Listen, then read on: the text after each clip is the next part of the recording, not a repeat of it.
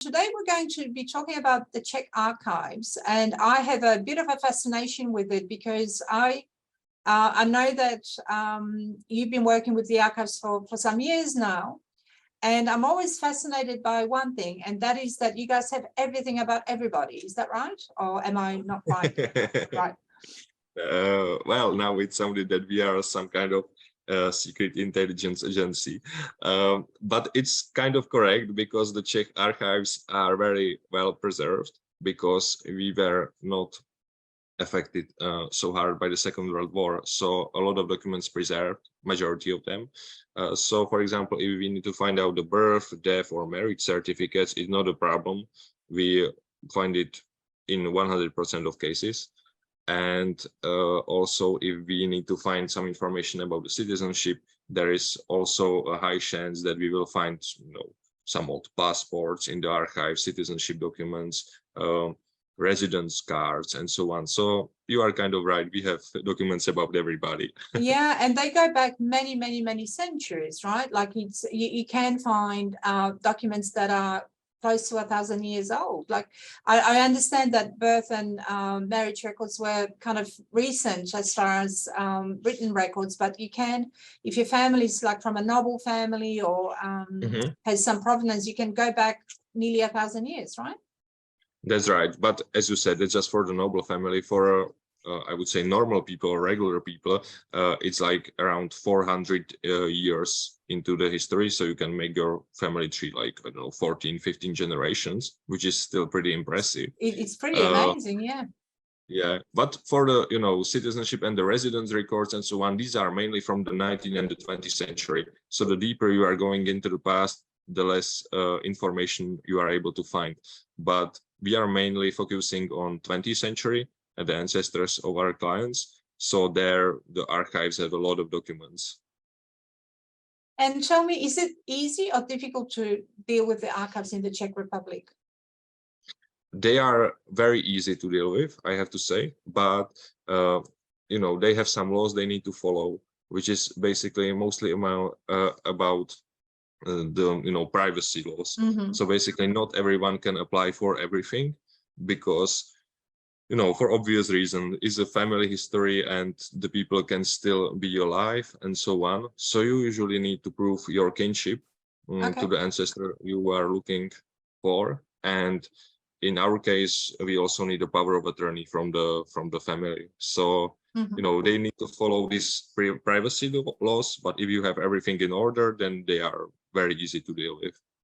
And Jakub, how are archive structured? So I'm assuming that like everywhere else in the world, if it's a birth or marriage or death record, it'll be through the civil archives, and anything else might be in the church archives. How are the archives set up in the Czech Republic? So it's a little bit complicated, and it works a little bit different because in the church archives there is not much documents left because they were moved to the state archives. So if every district has their own archive, so that's around 80 district archives, and then they are specialist archives, specialized, for example, like army archive, or there is an archive of the security forces, which was basically communist secret police. So there you can also find a lot of information. And then there is one like the main archive, which is the National Archive. National Archive usually have some data about citizenship, but it can be also stored in the district archive. So we usually need to search more archives to get the information we need. And if you need to check birth or marriage or death certificate, as you said, you need to contact civil registry office. So that's like complete different type. It's not really archive, but if they don't have the books, they require the documents from the archive, so they are cooperating with each other. And we have a lot of civil registry office. Basically, it's almost in every town or in every village. So there are more than 1,000 of them. So you need to take a look in the civil registry office in the place where your grandfather, for example, was born. And that's in a stark contrast to the Slovak archives, because they're super protective of the information, and to get anything out of there takes a long time. and a lot of patience and a lot of polite persistence, right?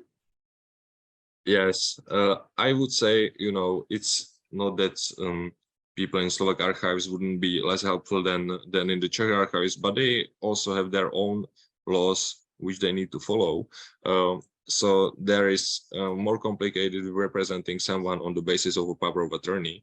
So we help clients to actually apply to the archives by themselves.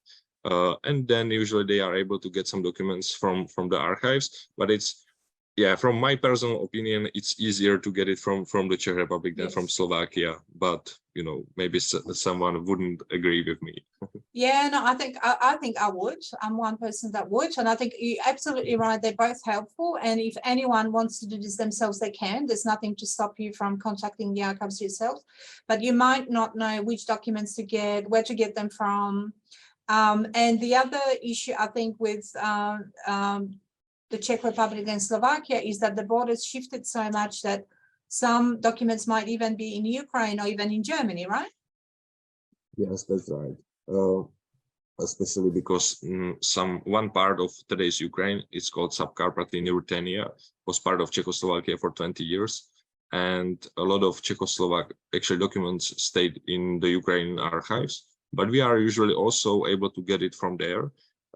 Because my Polish colleagues are helping me with this, because a huge part of Ukraine used to be Poland, so they have experience with research in Ukraine also. So when we need to get something from this former Czechoslovakia area in Ukraine, that's a challenge. Yeah, it's a challenge, but my Polish colleagues are amazing and are able to get it actually. We need to say hello to Yulia and Violetta. I think they're experts at that. Yeah. All right, cool. So just to summarize it, Czech archives and Slovak archives do have a lot of documentation. To get to it is sometimes a bit of a challenge, especially if you have very little information on your family. And you maybe don't know where they come from or where they lived. Or even what the spelling of the name was. So whilst you can contact the archives yourself, if you want somebody to do it for you, Jakub's your man. So we again encourage people that are interested in pursuing Czechoslovak citizenship to contact you and get some help with all of that. Yeah. Yeah, definitely. We will be very happy to help you with that. Brilliant. Thank you for your time. Thank you, Eva.